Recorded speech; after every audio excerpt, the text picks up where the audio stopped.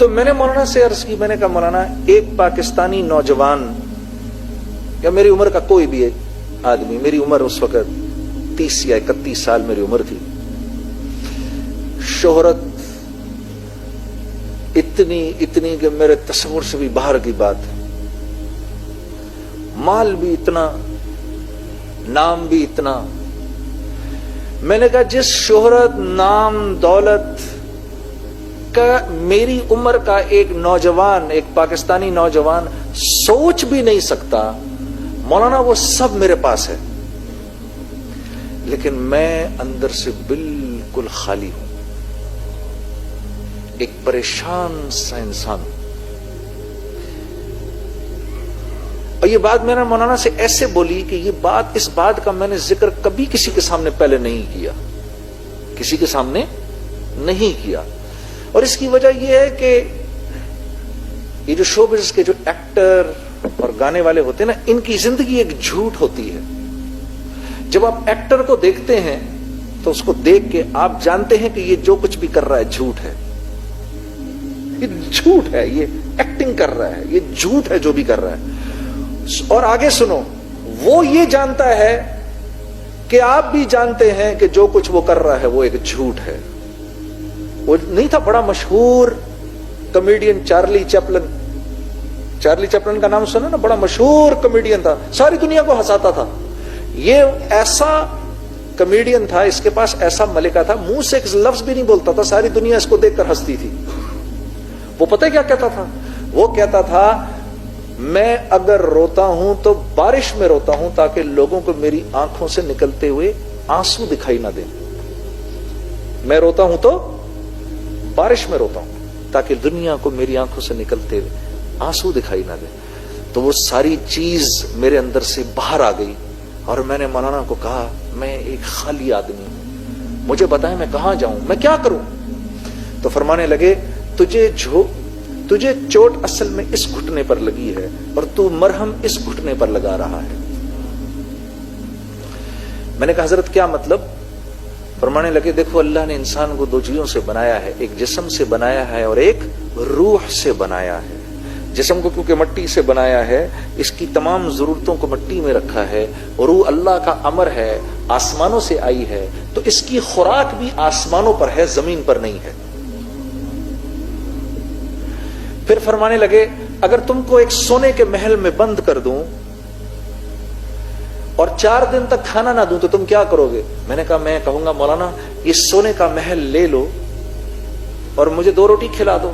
تو کہا تو نے بھی اپنی روح کے ساتھ یہی کیا ہے, اس کو سونے کے محل میں لپیٹ دیا ہے, مال و دولت میں لپیٹ دیا ہے, شہرت میں لپیٹ دیا ہے, اس کو چیزوں میں لپیٹ دیا ہے, جیسے آج سارے ہانگ کانگ والوں نے اپنی روح کو چیزوں میں لپیٹ دیا ہے. کبھی اپنی بلڈنگیں دکھاتے ہیں, کبھی اپنی گاڑیاں دکھاتے ہیں, کبھی ہمیں اپنے بندرگاہیں دکھاتے ہیں, کبھی یہ دکھاتے ہیں. میں بھی کہتا ہوں دکھا لو جو دکھانا ہے, میں نے بھی بہت ساری چیزیں لوگوں کو ایسے ہی دکھائی تھیں, اور جیسے میں اس وقت اندر سے خالی تھا, میں جانتا ہوں اس وقت تم سب بھی اندر سے خالی ہو. تو مجھے مولوی صاحب نے کہا تیرا یہ مسئلہ ہے, تیری روح بھوکی ہے.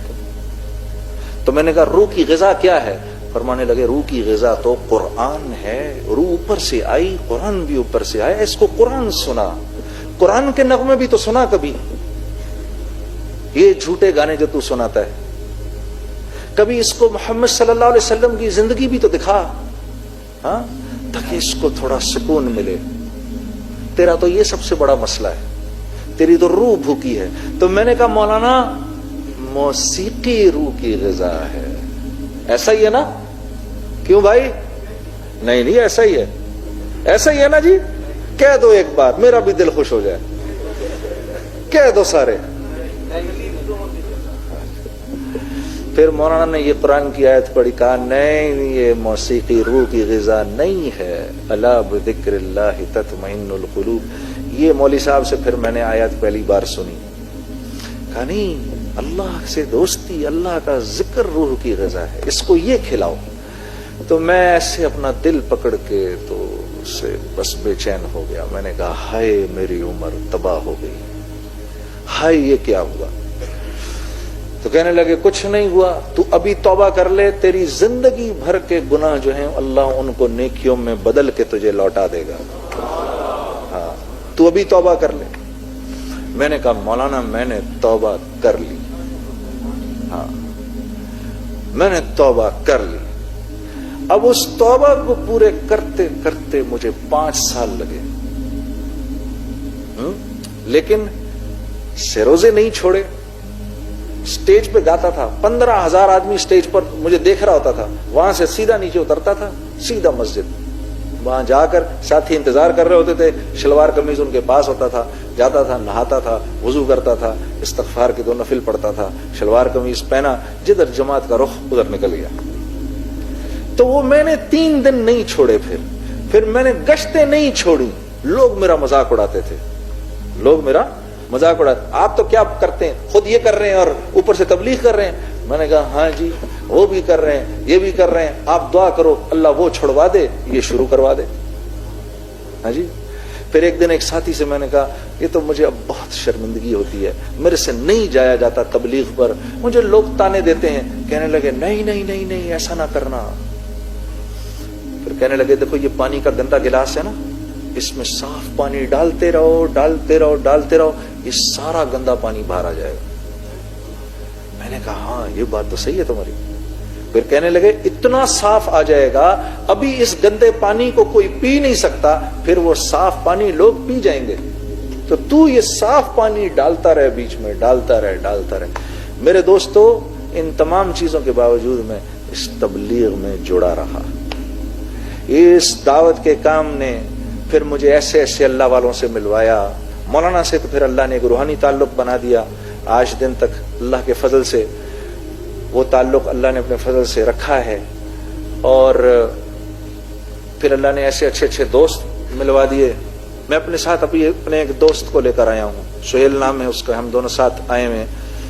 ہم دونوں نے پھر کام شروع کیا. نہ کپڑے کا کام انہوں نے پہلے کبھی کیا، نہ میں نے کیا. شلوار قمیض کبھی نہیں بنوائے ہم دونوں نے، لیکن ہم دونوں تبلیغ میں ایک ساتھ لگ گئے، ایک ساتھ لگے. اس نے بھی اپنی اس زندگی کو چھوڑا، میں نے بھی اپنی اس زندگی کو چھوڑا. اللہ نے ہمارا ہاتھ پکڑ لیا. آج اللہ رب العزت کے فضل و کرم سے دنیا جہان کے اندر ہماری بنائی ہوئی چیزیں جاتی ہیں اور ہم دونوں ساری دنیا میں پھرتے ہیں، پیچھے اللہ ہمارے کام خود چلاتے ہیں. پھر اللہ نے ایسا ہاتھ پکڑا میرے دوستو. ہاں تو یہ ایک دفعہ جیسے اللہ کے نبی صلی اللہ علیہ وسلم کے ارشاد کے مطابق آپ نے فرمایا اللہ کے لیے جس چیز کو چھوڑو گے اللہ تمہیں اس سے بہتر عطا کریں گے. ہاں